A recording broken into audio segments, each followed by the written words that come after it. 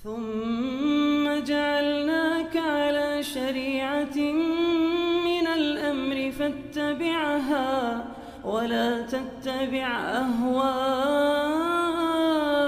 الذين لا يعلمون. Ini ada pertanyaan, kenapa masih ada sebagian ustadz atau tokoh masyarakat yang menghimbau untuk sholat berjamaah di masjid, padahal pemerintah telah menghimbau untuk sholat di rumah, beribadah di rumah. Ini memang dari hal-hal yang terjadi ya, dan kita lihat. Dan kejadian-kejadian yang seperti ini itu datang dari beberapa bentuk manusia. Manusia itu bertingkat-tingkat di dalam pemahamannya, di dalam pengetahuannya, dan di dalam bagaimana dia memahami kejadian-kejadian yang seperti ini. Karena itu di antara manusia ada yang tidak punya ilmu tentang hal tersebut. Ada bentuk dari kejahilan. Dia tidak tahu hukum. Iya. Dia selama ini memahami sholat berjamaah hukumnya wajib.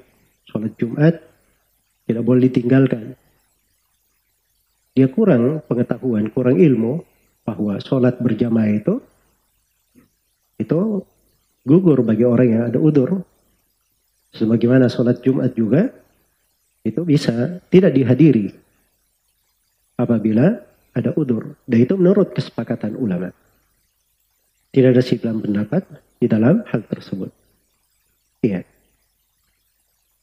Karena itulah dari kondisi sebagian manusia yang tidak mengambil keringanan yang Allah berikan di dalam hal ini, apalagi hal tersebut adalah suatu maslahat yang darurat yang harus dijaga, karena terkait dengan keselamatan jiwa, jangan sampai tersebar dari penyakit yang bisa mencelakakan. Nah, ini harusnya diperhatikan, dijaga. Jadi orang-orang yang punya semangat tapi tidak punya ilmu, nah ini kadang perlu diberikan penjelasan dan ilmu agar supaya dia memahami hal yang sebenarnya. Kemudian yang kedua, ada orang yang jahil bentuknya lain. Ya. Dia jahil di masalah tertentu saja. Jahil dalam memposisikan diri. Ya, kalau misalnya ada yang menyeru ya kepada para DKM agar supaya tetap sholat, bertakwalah kalian kepada Allah begini dan begitu. Ya. Ini sekarang dari bentuk kejahilan, kadang seorang itu tidak bisa memposisikan dirinya. Dia ini sebagai apa? Karena seorang alim, kita berbicara kepada orang yang berilmu. Seorang alim, dia memberi fatwa kadang untuk kondisi tertentu. Untuk orang tertentu. Misalnya dia memberi jawaban untuk orang di dalam masalah cara dia bersuci, cara dia sholat, cara dia mengeluarkan zakat, bagaimana kalau dia sakit. Itu nggak ada masalah. Dia kasih fatwa orang kepada kondisi tertentu, dia punya hak di situ. Iya. Tapi ada masalah yang lain, hal yang terkait dengan kebanyakan manusia, dengan orang-orang secara umum. Nah, ini tidak semua punya wewenang berbicara di situ. Makanya kalau dia punya ilmu pun, tapi dia berbicara bukan pada tempatnya, itu dihitung kejahilan dalam istilah syariat. Karena itu tidak semua orang boleh berfatwa di dalam perkara-perkara yang terkait dengan manusia secara umum. Kemudian yang ketiga, ada masalah-masalah yaitu merupakan wewenang pemerintah. Wewenang pemerintah. Nah, maka pada ranah yang merupakan wewenang pemerintah, tidak boleh seorang itu ikut-ikut di dalamnya. Malah itu dari kewajiban syar'i dia kembalikan kepada pemerintah. Iya. Ya, kalau pemerintah misalnya sudah menghimbau agar supaya sholat di rumah-rumah, Kemudian ada yang menghimbau DKM untuk tetap sholat di masjid. Ini namanya menentang keluar dari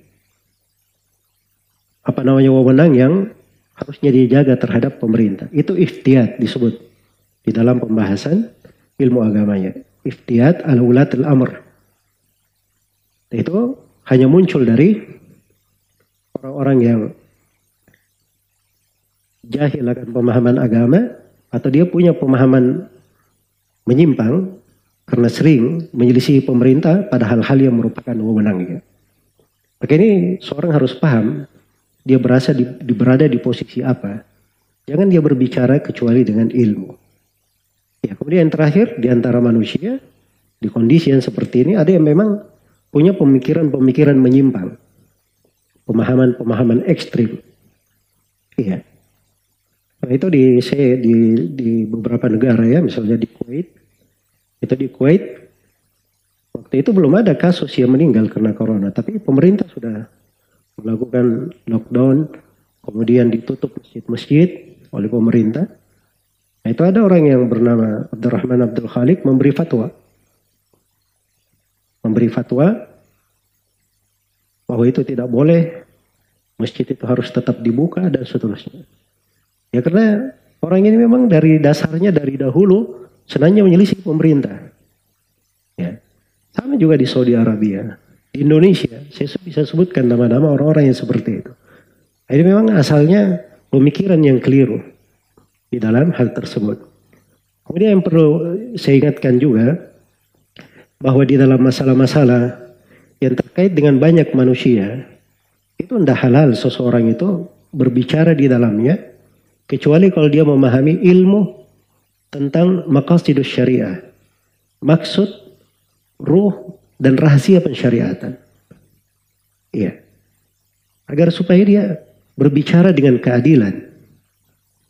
Berbicara dengan keadilan pada hal yang mencocoki manusia.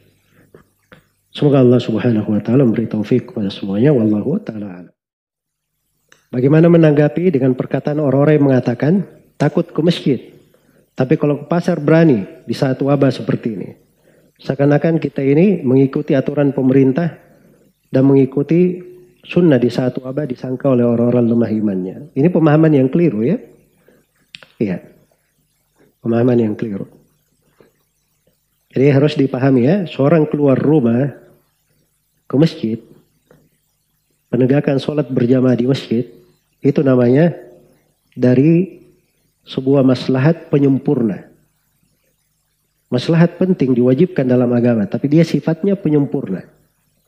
Adapun seorang keluar untuk keperluan wajibnya, misalnya dia pergi ke pasar untuk belanja makanan untuk dia makan, itu terkait dengan keperluan daruratnya yang merupakan kelangsungan hidupnya untuk menyambung hidupnya.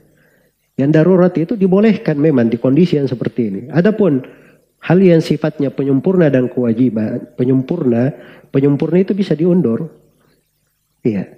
Jadi jangan melihat pada dua sudut. Wah, ini hak Allah terkait dengan beribadah kepada Allah, dia tidak mau. Tapi pergi mengenyangkan perutnya, belanja untuk ini, dia boleh. Nah, dilihat seperti itu. Itulah tadi saya katakan kejahilan. Iya.